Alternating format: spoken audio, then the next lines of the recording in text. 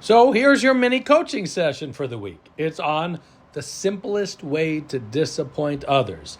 And ironically, I'm doing it right now from a hotel room because I have a speaking gig tomorrow here in Massachusetts, and I didn't want to disappoint you.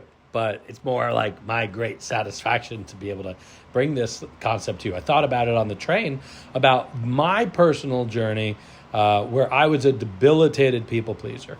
The thought of the D word, the big D word, disappointment, used to be like the silver bullet through my heart. So here's my question for you. When you think of this idea of like, oh, I'm going to disappoint someone, or I'm going to disappoint a group of people, put in the comment section now, just the mere thought of that, how does that sit with you? How does that make you feel? Some of you are going to be like, bring it.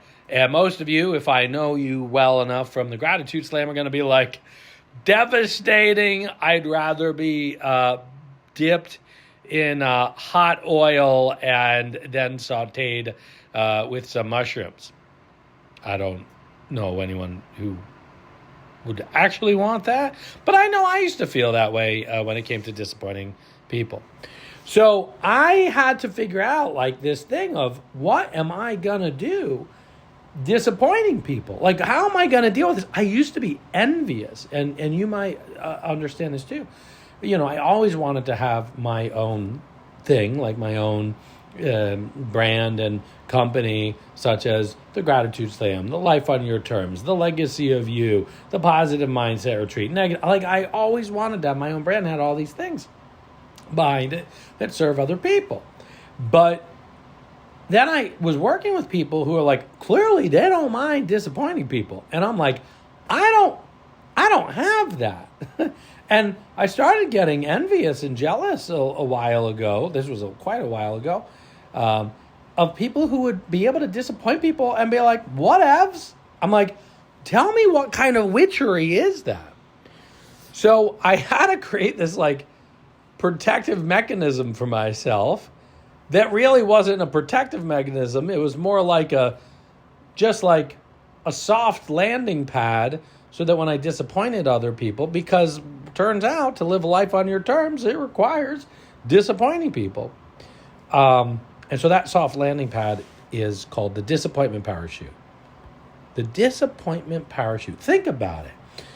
You know, just accepting, like if you jump out of a plane, it's like, well, gravity's going to take me. So I'm going to need a parachute. And so this idea of mentally preparing yourself, not going, oh my God, I might disappoint someone, just going, there's a pretty good chance I'm going to disappoint someone. So I'm going to put on my disappointment parachute.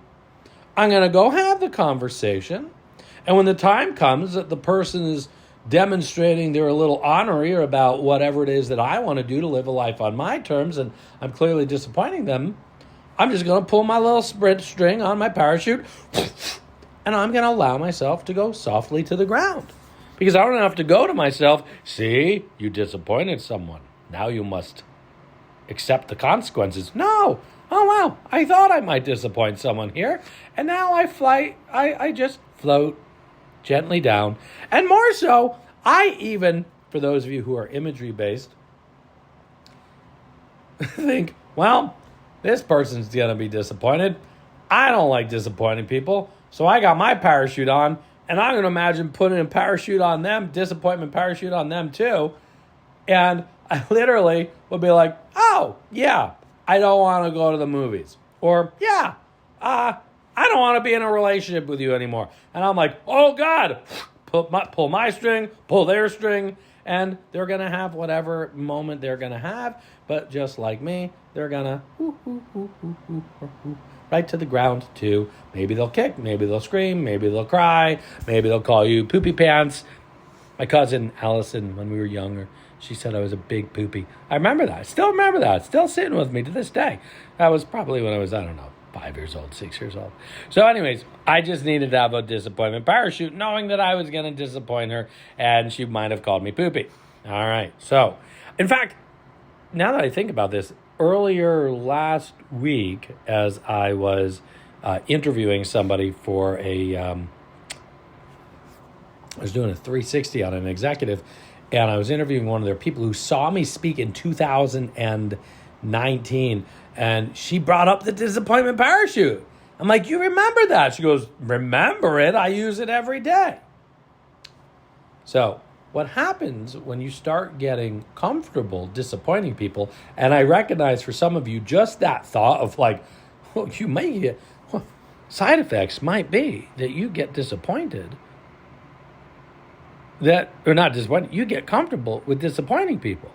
How many of you would like, just put in the comment section, to have an effortless ease in disappointing people? Be like, did it. How many of you, like, what would that do for you if you could go, I'm going to go disappoint somebody probably now. Okay. And you just float to the ground with your disappointment parachute. They kick and scream, and you go, and you pull their cord on their parachute, and you just let them, and they land, and everybody lives. Because I didn't believe it was possible. Now, am I perfect at this? Absolutely not. Plenty of times I forgot to put my parachute on and hit me in the head. Bop myself on the head. But what happens is when you start getting comfortable with the discomfort of disappointing people, that's a lot of by the way, you start being able to do more things that serve you. And you start doing more things that give you a mental headspace so that you could serve those you love or your community or your work or your coworkers more. Because if you're always saying yes, yes, yes, yes, yes, yes, yes, yes, yes, yes, yes, yes, yes, yes, okay, and you're walking all over your non-negotiables or whatever your needs are, whether it's a 5-minute walk, a 5-minute nap, or 5 minutes of Doritos, Cool Ranch personally, then you start to build yourself a mental bandwidth, a physical bandwidth, an emotional bandwidth, so that you can serve more than ever. And also what starts to happen when you start to learn how to pull your disappointment parachute pull string is the magic comes is people just start respecting your boundaries. Like over time, there's people like, oh, don't ask Michael for 5 minutes today. We already know he's going to say no. Like, okay, good, let him. Now, if someone really needs me, I set it up and be like, hey, if you really need something, if there's an obligation that I'm not hitting that I promised you, I want to fulfill that. So this conversation goes a lot deeper, but here's the call to action I want you to take as your coach, right? Before walking into a conversation where you're pretty confident that you're going to have to disappoint someone, imagine putting the disappointment parachute on, knowing what it does is it preps you for the acceptance of, you know what? I'm probably going to disappoint them. I don't need to ruminate, oh God, what are they going to say? What's this going to be like? They're going to hate me. I'm going to lose friends. I'm going to be fired. And you just go, you know what? This isn't going to go as effortless as I want. It's not going to create harmony. But you put it on. And during the conversation, state the facts. Hey, I don't want to go to movies tonight.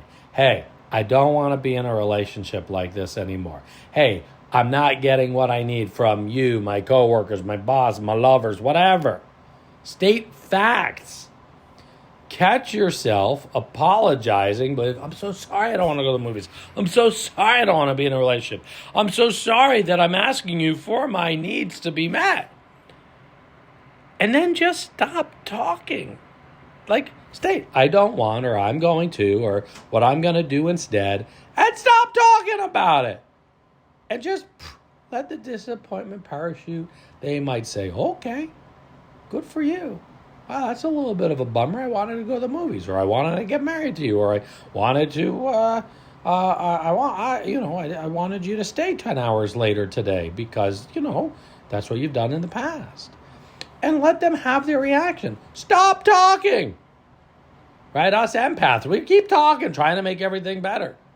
So let the disappointment parachute bring you and potentially the other person to the ground safely and softly. Now, look, if you did harm on the other person, or you didn't deliver on a promise, or you hurt their feelings, in a way that you didn't mean to, okay, feel free to apologize then. But even with apologizing, pull your disappointment parachute and go, I disappointed them, or I might have disappointed them. I don't know what they think of me now, but I'm going to float down to the ground with my disappointment parachute and walk away and go meet my own needs. And as crazy as this sounds, it really is that simple to disappoint people. So disappointing people, it's a practice. And I, as an empath, know how challenging practicing disappointing people and pulling my disappointment parachute pull cord is at first. Still is many times. But I give you permission to put on the disappointment parachute so that you can live a life on your terms. And as I said earlier, living a life on your terms requires disappointing people. I'm going to say that slower. Living a life on your terms requires disappointing people. Because if you're meeting your needs, you're saying yes to you. And that means you're gonna have to say no to something or somebody or something else. And that's okay. Because you can't give to others what you don't give to yourself. And if you don't meet your needs, you're not gonna meet the other person's needs anyways, and you're only gonna disappoint them more. In fact, many of you are coming to the upcoming Positive Mindset virtual retreat that is April 26th through 28th, Friday through Saturday. And I know some of you have even told me that you've had to disappoint other people in order to go. So, I commend those of you who invest time in yourself, knowing that something or someone else or a group of people might be disappointed with you. And by the way, I'd still, if you're not signed up, and you're watching this video before our kickoff day, which is Friday, the April 26th, you still have the chance. You still have the chance to go disappoint somebody and say, I'm taking some time for me right now. I didn't want to go mini golfing anyway. And by the way, at the end of the day, the mini golfing is probably going to cost more than Positive Mindset Retreat. So positivemindsetretreat.com. Golly jeepers, Mr. Wilson, I hope you go disappoint someone today, whether it's about the Positive Mindset Retreat or someone else. And the next time you intentionally go to disappoint somebody that you normally would not have, I want you to direct message me, find me, email me, and go, guess what I did? I put on the disappointment parachute.